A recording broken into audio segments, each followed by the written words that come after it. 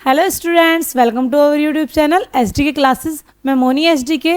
आज हम करने वाले हैं कक्षा 10 के हिंदी पाठ 6। देखिए, पाठ 6 का जो नाम है वो क्या, यह है दंतुरित मुस्कान और फसल हिंदी।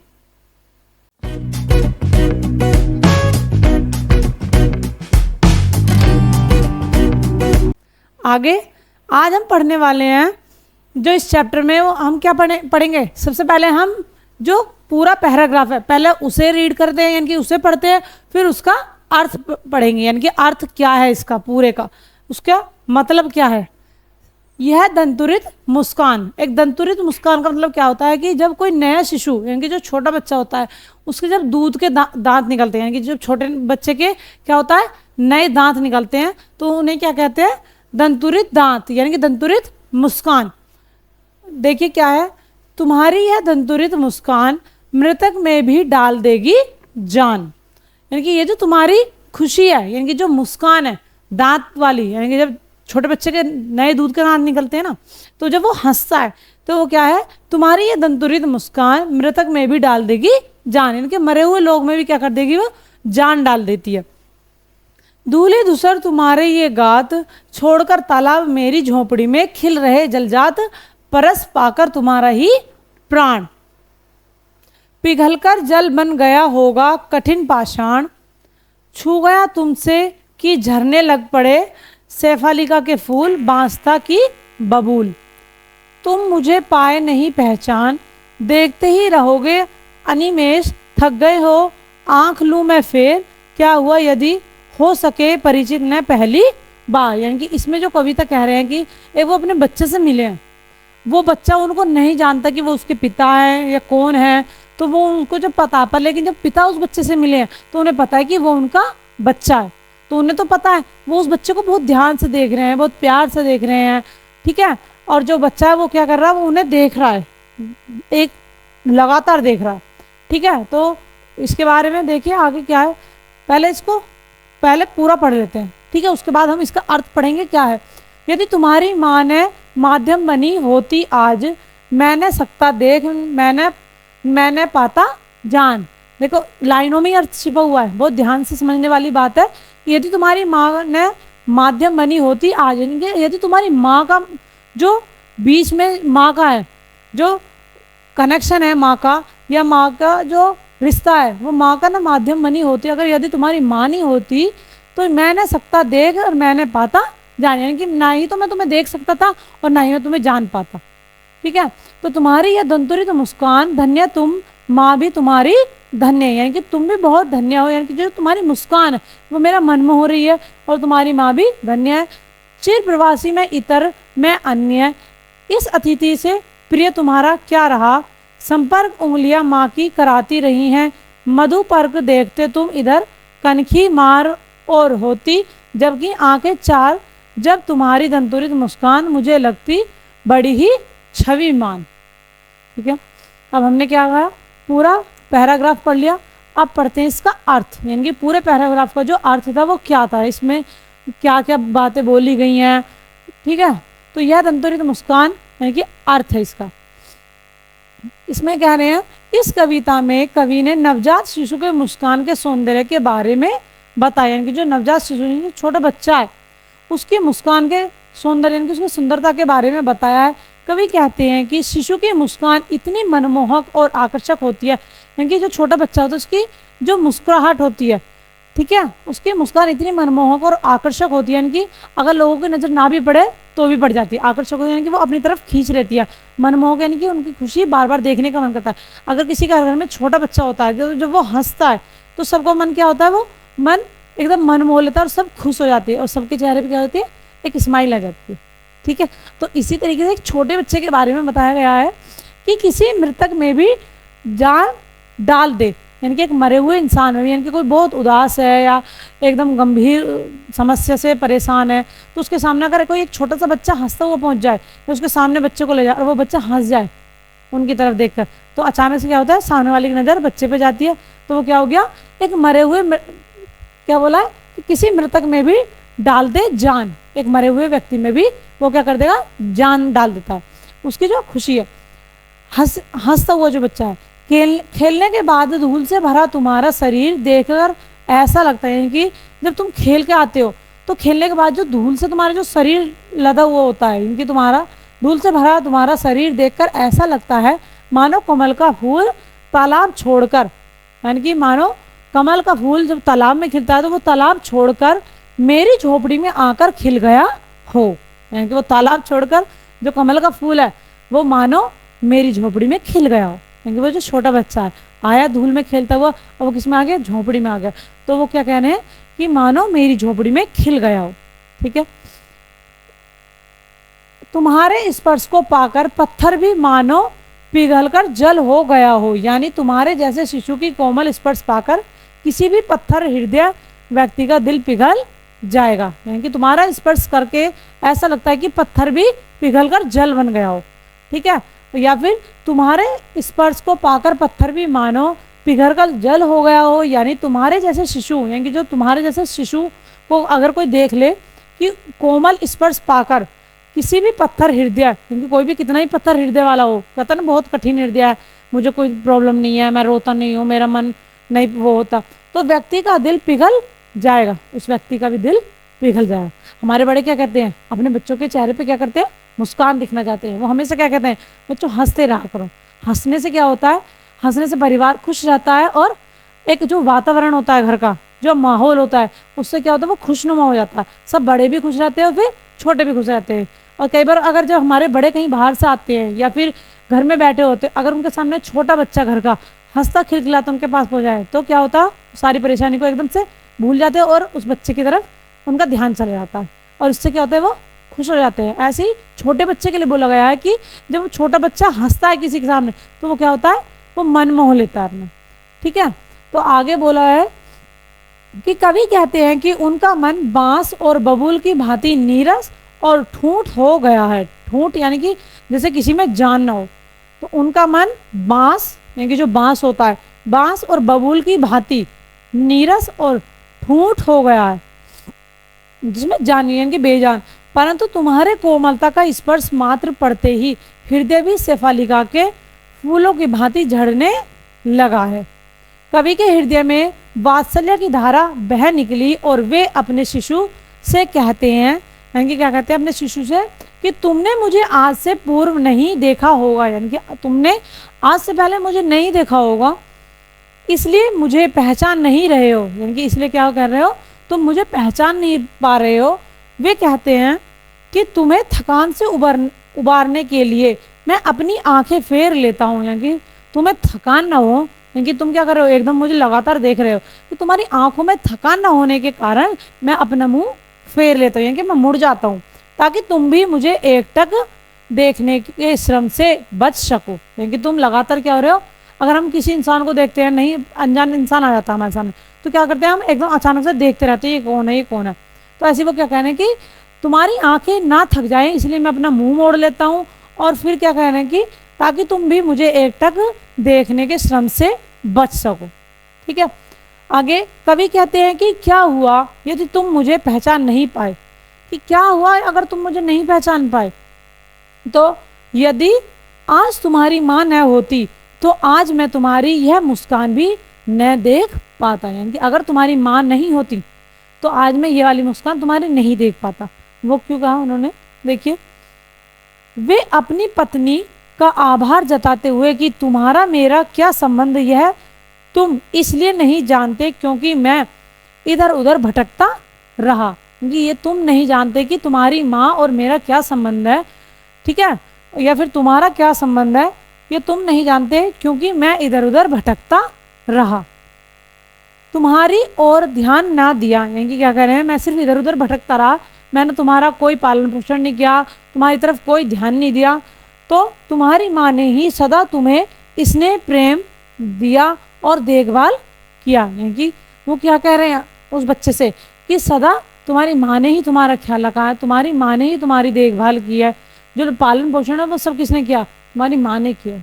ठीक है, तो तुम्हारी ओर ध्यान ना दिया, तुम्हारी माँ ने ही सदा तुम्हें स्नेह प्रेम और देखभाल की, यानी कि तुम्हारी जो देखभाल की, जो भी तुम्हें प्यार लगाओ या जितने भी काम थे वो सब किसने किए थे, तुम्हारी माँ ने किए थे। पर जब भी हम दोनों की निगाहें मिलती हैं तब तुम्हारी यह मुस्कान मुझे आकर्षित कर लेती है। यानी कि जब हम दोनों का आमना सामना होता है तो वो जो तुम्हारी मुस्कान होती है वो क्या कर लेती है, मुझे आकर्षक कर लेती है। ठीक है, आगे देखिए। अब आते हैं फसल। ठीक है, इसी चैप्टर में दो चीजें हैं, एक धनतुरी मुस्कान और एक क्या, फसल। फसल क्या है, फसल के बारे में देखिए। एक के नहीं, दो के नहीं, ढेर सारी नदियों के पानी का जादू, एक के नहीं, दो के नहीं, लाख लाख कोटि कोटि हाथों के स्पर्श की गरिमा, एक की नहीं क्षितिज की, दो की नहीं हजार हजार खेतों की मिट्टी का गुणधर्म। फसल क्या है और तो कुछ नहीं है, यह वह नदियों के पानी का जादू है, वह हाथों के स्पर्श की महिमा है, भूरी काली संदली मिट्टी का गुण धर्म है, रूपांतर है, सूरज की किरणों का सिमटा हुआ संकोच है, हवा की थिरकन का। ठीक है, ध्यान से देखिए, छोटा सा इसमें अगर आप ध्यान से देखोगे तो हमें ज्यादातर अर्थ लाइनों में ही पता चल रहा है कि एक के नहीं, दो के नहीं, ना तो कोई एक है और ना ही कोई दो है, क्योंकि एक के नहीं, दो के नहीं, ढेर सारी नदियों का पानी का जादू। यानी कि जब हम कोई फसल करते हैं तो सिर्फ एक नदी नहीं होती, ना ही कोई दो नदी होती, उसमें क्या होता है, ढेर सारी नदियों का पानी का जादू। कई बार होता है जब हम अपनी फसल करते हैं तो कई बार हम अपने जो इंजन होता है उससे पानी करते हैं, या फिर किसी की जो ट्यूबवेल होती है ना खेतों पे लगी हुई, तो उससे पानी करते हैं। जब अपनी खराब हो जाती है तो किसी और दूसरे का पानी कर लेते हैं, या फिर बहुत सारी जब नदियाँ जाती हैं पास से तो उनमें से पानी कट कर लेते हैं कि हमारे खेत में पानी लगाना हमें, या कोई नाली वगैरह जाती है, जो नाले होते हैं ना बड़े बड़े, उनमें पानी चलता रहता है, तो हम क्या करते हैं उससे रास्ता बना के अपनी फसल में पानी कर रहे थे।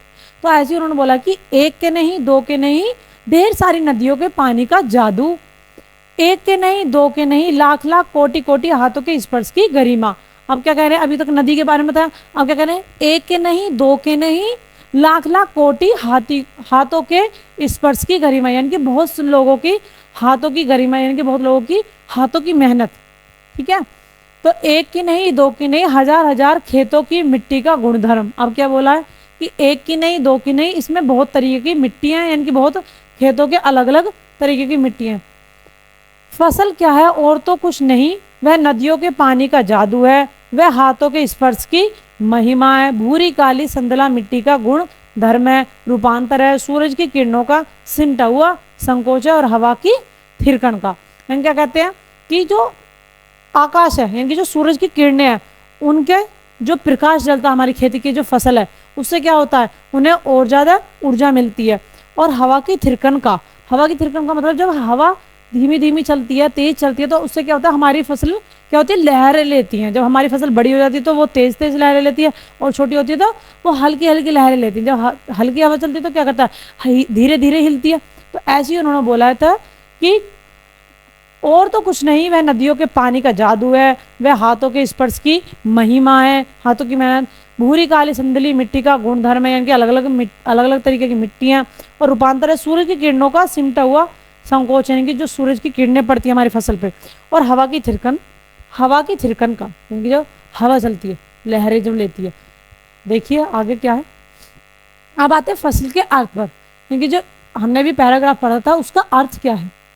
इस कविता में कवि ने फसल क्या है, यानी कि जो कवि है उन्होंने इस कविता में क्या की, फसल की थी, तो उसके बारे में बता रहे हैं कि साथ ही इसे पैदा करने में किनका योगदान रहता है, यानी कि जो फसल है उसको पैदा करने में किसका योगदान रहता है उसे स्पष्ट किया, यानी कि उसके बारे में बताया, यानी कि क्लियर किया है कि वे कहते हैं कि इसे पैदा करने में एक नदी या दो नदी का पानी नहीं होता, बल्कि ढेर सारी नदियों का पानी का योगदान होता है। जैसे कि हमने अभी पीछे पढ़ा था पैराग्राफ में कि एक नहीं, दो नहीं, बहुत सारी नदियों का पानी का योगदान होता है। अर्थात जब सारी नदियों का पानी भाप बनकर उड़ जाता है तो तब सब बादल बनकर बरसते हैं। यानी कि जब क्या होता है, हमने पानी लगाया, अब पानी क्या हो गया, बहुत तेज धूप पड़ती है, तो क्या होता है, वो पानी भाप की तरह एकदम उड़ जाता है, यानी कि सूख जाता है। जब तेज धूप पड़ेगी फसल पे तो क्या होगा, जमीन सूखती है, तो फिर क्या होता है उसके बाद तब सब बादल बनकर बरसते हैं, तो क्या होता है, फिर बरसात हो जाती है, तो जो कि फसल उपजाने में सहायक होता है। यानी कि बरसात का भी बहुत महत्वपूर्ण योगदान होता है हमारी फसल में।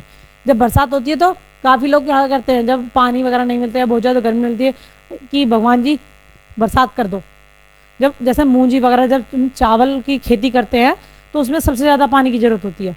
और जब सबसे ज़्यादा पानी की ज़रूरत होती है तो कई बार कई लोगों के खेतों में पानी सूख जाता है या बरसात का मौसम होता है, तो लोग क्या करते हैं कि भगवान बारिश कर दो, बारिश कर दो, जो वो छोटी रहती है, क्योंकि पानी की सबसे ज़्यादा मात्रा होनी चाहिए। चावल के खेत में बहुत ज़्यादा पानी की ज़रूरत होती है उस वाली खेती में।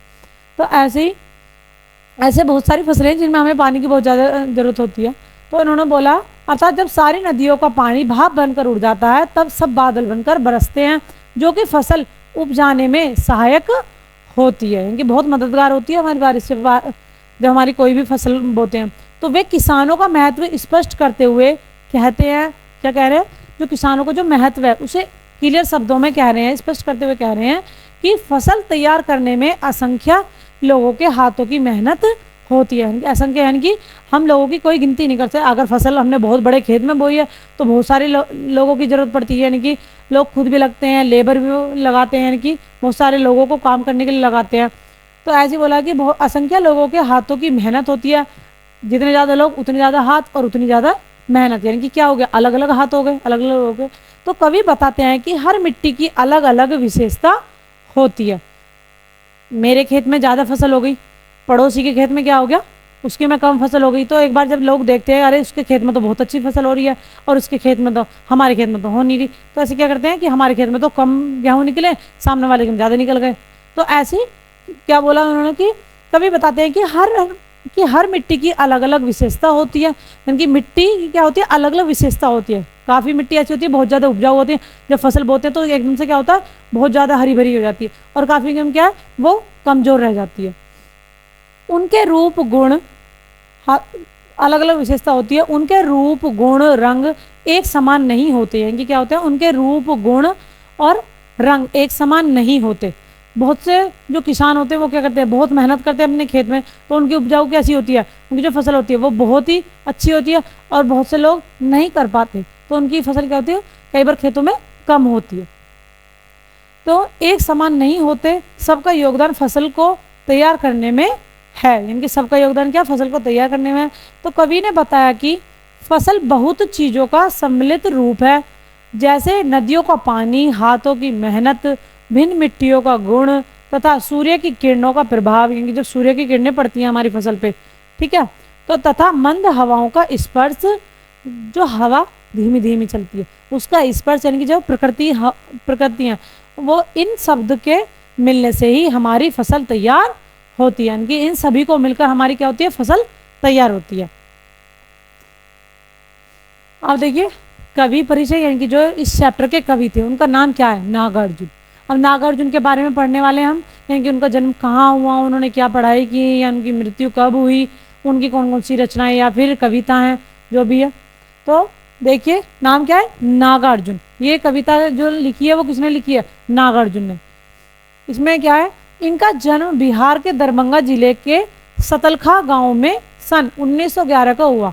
जो नागार्जुन थे उनका जन्म कहाँ हुआ, इनका जन्म बिहार के दरभंगा जिले के, ठीक है, जन्म कहाँ हुआ, बिहार के दरभंगा जिले के सतलखा गांव में सन 1911 को हुआ था। इनकी आरंभिक शिक्षा, यानी कि जो इनकी स्टार्टिंग वाली शिक्षा, यानी कि जो शुरुआत, जब कोई बच्चा शुरुआत करता अपनी शिक्षा की तो कहाँ से हुई थी, तो आरंभिक शिक्षा संस्कृत पाठशाला में हुई। बाद में अध्ययन के लिए बनारस, यानी कि बाद की जो पढ़ाई थी उनकी, तो उसके लिए वो कहाँ गए, बनारस और कलकत्ता गए। कहाँ गए थे, जो नागार्जुन थे वो बनारस और कलकत्ता गए थे।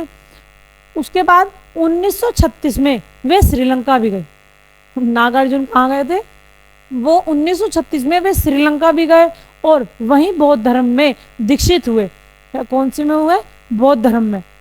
आगे 2 साल प्रवास के बाद 1938 में, यानी कि वो क्या हुए, 2 साल बाद 1938 में स्वदेश लौट आए, यानी कि अपने देश लौट आए। तो घुमक्कड़ी और अक्खड़ स्वभाव के धनी नागार्जुन ने अनेक बार संपूर्ण भारत की यात्रा की, यानी कि क्या की, उन्होंने कई बार यात्रा की थी अपने भारत की। तो संपूर्ण भारत की यात्रा की। सन 1998 में इनकी मृत्यु हो गई। जन्म कब लिया था उन्होंने, 1911 में, और मृत्यु कब हुई थी, 1998 में, ठीक है। आगे इनके प्रमुख कार्य क्या क्या थे, काव्य कृतियाँ युगधारा, सतरंगे पंखों वाली, हजार हजार बाहों वाली, तुमने कहा था, पुरानी जूतियों का कोरस, आखिर ऐसा क्या कह दिया मैंने, और मैं मिलिट्री का बूढ़ा घोड़ा। ठीक है, आज हमारा चैप्टर यहीं पर कंप्लीट होता है। अब इसके बाद के जो हमारे इस चैप्टर के प्रश्न उत्तर हैं वो नेक्स्ट वीडियो में मिलते हैं हम। तब तक के लिए प्लीज़ हमारे चैनल को लाइक करें, सब्सक्राइब करें एंड ज़्यादा से ज़्यादा शेयर करें। Bye bye.